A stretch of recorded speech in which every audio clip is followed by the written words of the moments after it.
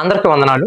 విశ్వాస యొక్క ప్రధాన లక్షణాల్లో నాలుగవదిగా దేవుని వాక్యాన్ని చదివి, ధ్యానించి, ఆచరించే జీవితం కలిగి ఉండాలి. మరి ఇంతకీ వాక్య జీవితం అంటే కేవలం వాక్యాన్ని చదవడమేనా? కేవలం వాక్యాన్ని వినడమేనా? కేవలం వాక్యాన్ని గుర్తుంచుకోవడమేనా అని అంటే కాదు. వాక్యాన్ని చదివేటువంటి స్థితి ఎలా ఉంటుంది అంటే, వాక్యాన్ని చదివి తెలుసుకోవాలి. వాక్యాన్ని పరిశీలన చేయాలి.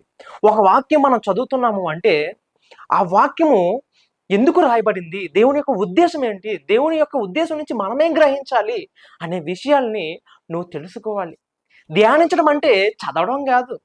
ధ్యానించడం అంటే తెలుసుకున్న వాక్యాన్ని, పరిశీలన చేసినటువంటి వాక్యాన్ని నీ జీవితంలో నువ్వు కనపరిచే విధంగా మాటల్లో కానీ, ప్రవర్తనలో కానీ, చేతల్లో కానీ నువ్వు దాన్ని గుర్తుపెట్టుకుని ఆచరించాలి.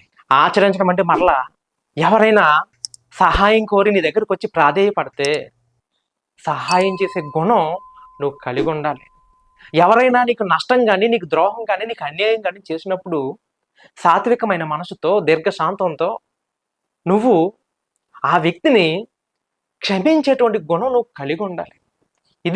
ఇలాంటి ప్రతిదీ కూడా నీతిని, న్యాయాన్ని, సమస్తాన్ని నువ్వు కనపరిచే విధంగా దేవునికి ఇష్టానుసారమైనటువంటి జీవితాన్ని నువ్వు గడపడమే వాక్యానికి అనుగుణంగా ఉండేటువంటి జీవితానికి నిదర్శనం.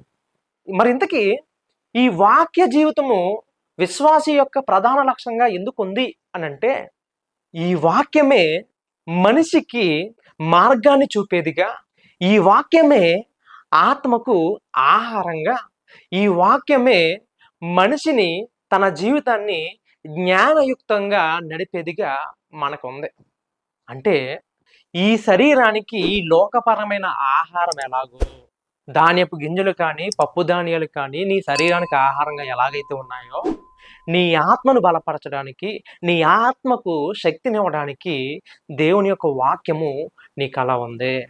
అలాగే చీకట్లో ఉన్నటువంటి వ్యక్తికి ఒక ద్వీపం ఎలాగైతే మార్గాన్ని చూపిస్తుందో, చీకటి జీవితంలో ఉన్నటువంటి మనుషులకి కూడా దేవుని యొక్క వాక్యము ఒక వెలుగుగా, ఒక మార్గంగా ఉంది.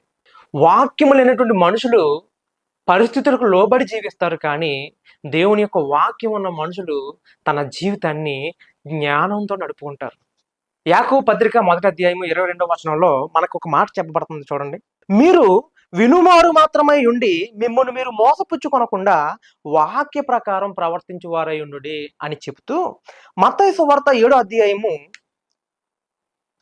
24 నుంచి 27 వచనాలు మనం చూసుకున్నట్లయితే అక్కడ ఏమని రాయబడుతుందంటే, కాబట్టి ఈ నా మాటలు విని వాటి చెప్పున చేయు ప్రతివాడును బండ మీద తన ఇల్లు కట్టుకొనిన బుద్ధిమంతుని పోలి ఉంది.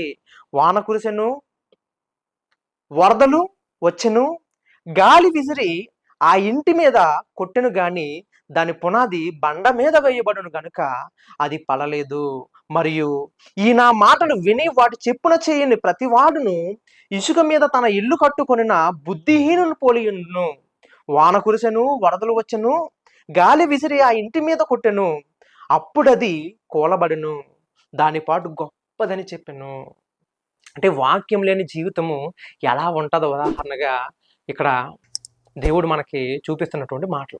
బండ మీద కట్టినటువంటి ఇల్లుగా నీ జీవితం ఉండాలో, ఇసుక మీద కట్టినటువంటి ఇల్లుగా నీ జీవితం ఉండాలో గ్రహించుకొని దేవునికి ఇష్టానుసారమైనటువంటి విధంగా మీరు బ్రతకాలని కోరుకుంటూ నా మాటలు ముగిస్తా ఉన్నాను. అందరికీ వందనాలు.